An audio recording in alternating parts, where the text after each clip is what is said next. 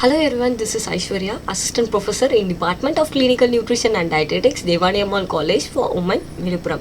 In this section, we are going to see about trauma.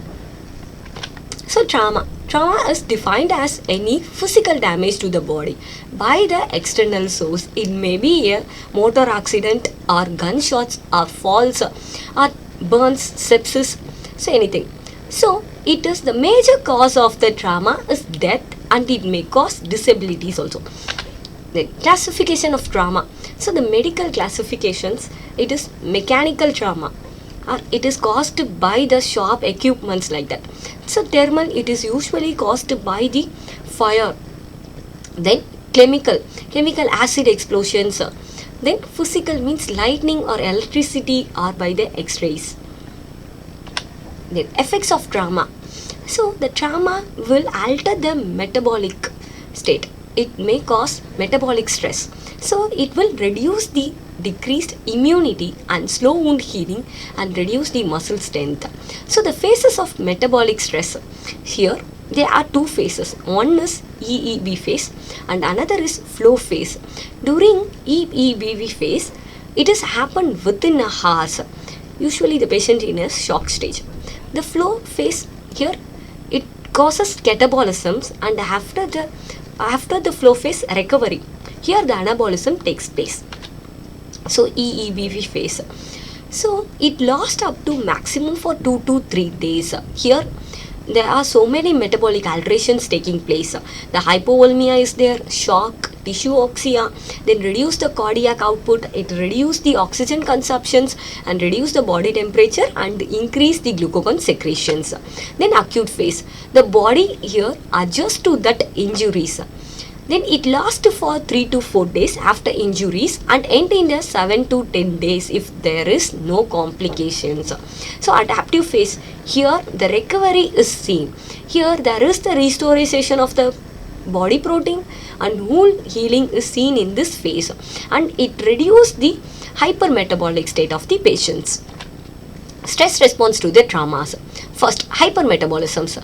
Here there is the increased glucagon secretions which result in the gluconeogenesis, and it increased the cortisol secretions also, and increased the aldosterons and ADH which cause increased water and sodium retentions.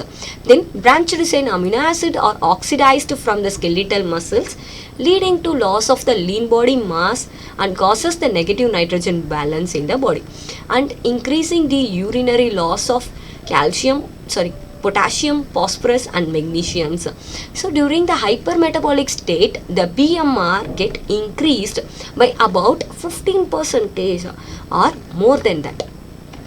Then protein metabolisms also changed.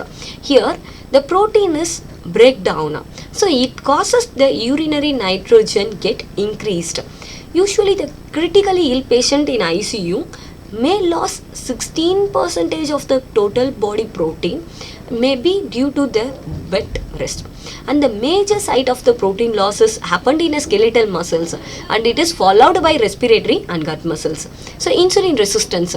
During stress, the transparent insulin resistance develops in a non-diabetic patients also. So due to the insulin resistance, there is the increased glucose productions and reduced the glucose uptake by cells, because insulin is unable to break down the cells. If there is a persistent hyperglycemia is take place in that patient, means the insulin has to be administered to that patient. Medical nutrition therapy. So first, the nutritional assessment. So the nutritional assessment for critically ill patient in ICU is often numerous catheter for the intravenous fluid and tubes for drainage of the body is difficult for us for using the traditional method to the assessment. So here the clinical judgment must plays a major role in deciding when to offer nutrition support.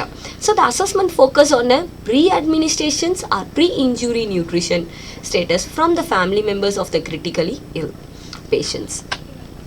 So here we are using UUN value for evaluate the degree of hypermetabolism. So UUN means urine urea nitrogen. So The values is up to 0.0 to 5 means no stress is there. 5 to 10 means they are having a mild hypermetabolism. 10 to 15 means they are having a moderate hypermetabolism. Greater than 15 means they are having severely hypermetabolic state or having a level 3 stress. Then goals of nutrition support. So the fluid resection is takes. So here the UUN value is used to evaluate the degree of hypermetabolism. So the UUN means urea nitrogen. So this value gives, if the value is 0.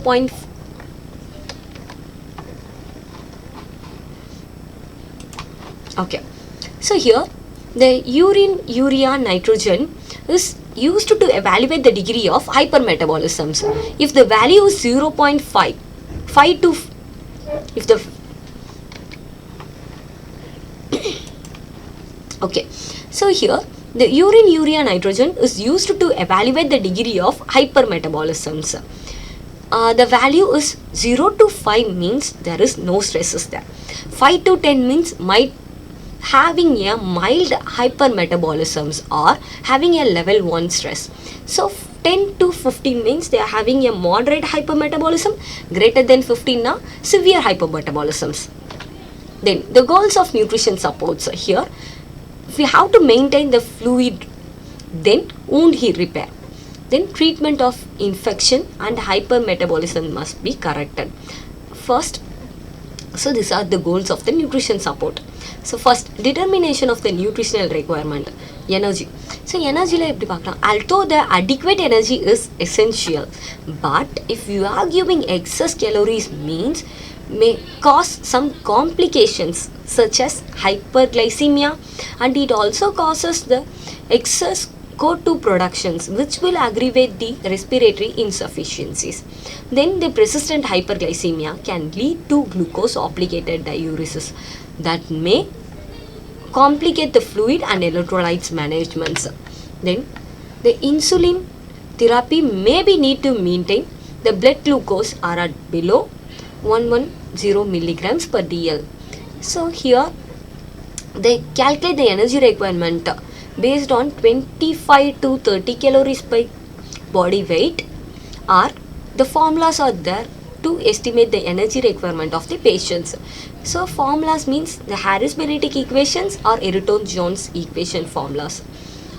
So the principal diet of trauma is carbohydrate should be 60%, the fat should be 15.40%, and protein should be 20% of the total calories. Then fat. The fat may be provide energy from 15 to 40% of the total calories. The fat may not only prevent essential fatty acid deficiencies but also meet elevated energy requirements, particularly in the presence of glucose tolerant state. So the protein, usually the protein requirement of the patients ranges between 0.8 to 2.5 grams per kg body weight. If the patient having no stress, the stress level is less means 0.83 grams is okay, sufficient. If the patient having a high stress means we have to increase it up to 3 grams. So providing the exogenous amino acid does not alter the catabolic state but also reduced the negative nitrogen balance by supplying the liver by substrate of the protein synthesis. Vitamin, minerals and trace elements. So these are the micronutrients which is needed or elevated during the acute illness because of increased urinary secretions, losses through skin and decreased GI absorption and decreased the carrier protein. So the catabolism on loss of the lean body mass, increasing the loss of the potassium, magnesium, phosphorus and zinc. Then the fluid and electrolytes should be provided to maintain the adequate urine output and normal serum electrolytes balance.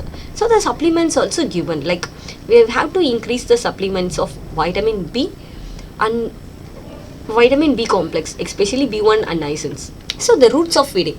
The preferred routes for nutrient delivery is an oral diet. If the patients are unable to eat, there are so many reasons. They due to the incubations or ventilatory dependence or chewing impairments, or they are having the anorexia. which will affect their oral diet. So we have to choose enteral tube feeding method to deliver those nutrients. So when the patient's enteral nutrition also fail means we use parental nutrition. Then formula selections. There are so many commercial formulas are available in a market, especially for the trauma and metabolic stress. Those commercial products are higher rate of branched chain amino acids and higher protein and additional glutamine and arginines. They are also having the dietary fiber, which will known to maintain the colonic integrity. For colonic fermentation of fiber gives rise to the short chain fatty acids of the propanate, acetate and biurate. So this will help in maintaining the GI integrity. So this so the formulas are using the dietary fiber into it. Parental nutrition. So we are having a ready-made mix bags of dextrose and amino acid solutions are existing. So we are used for the some patients. Then the pathology, the routes of feedings and formulas. If the pathology, they are having a severe trauma or some traumas with the complications means enteral route feeding is used. So the immune enhances for 7 to 10 days. Then the moderate trauma means enteral is okay, but the fiber enriched polymeric diet is used. If the patient's having intolerance to enteral feeding means we go to the parental. So parental we are having the all in all solution is used.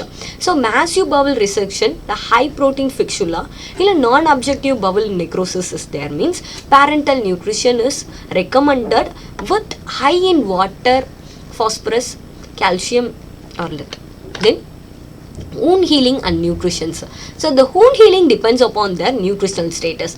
If the patient is already malnourished means they are having a impaired or delay wound healing going to happen. So the other nutrients also takes place in a wound healings, that are arginine, vitamin A, vitamin C, vitamin E, zinc, magnesiums, like that. Then immunonutrients. So the potential to moderate, the immunonutrients having the potential to moderate the activity of immune system by interventions with the specific nutrients. So we already know during the metabolic stress the immune get decreased. So we are giving the immunonutrients to compensate that. So the nutrients with immunonutrient properties are arginine. So the arginine is the non-essential amino acids, but it is available. It goes down in a stress and during in a sepsis. So it is the conditionally essential amino acids. So the arginine supplementations increasing the proliferation of monocytes, T cells and activity of macrophages, and it will enhance the wound healing and collagen synthesis. Then the glutamine. Glutamine is very abdomen amino acids, which is also a conditional essential amino acid during their metabolic stress. So giving this glutamine will reduce the septic complications and decrease the infection rate and increasing the cytokinase. Then omega-3 fatty acids. So the enteral feeding containing omega-3 fatty acid decreasing the infection episodes, and it also increased the length of hospital stay. Fluid needs. So the fluid needs of the individuals can be calculated as 1 ml per calories or 35 ml per kg body weight is used to calculate.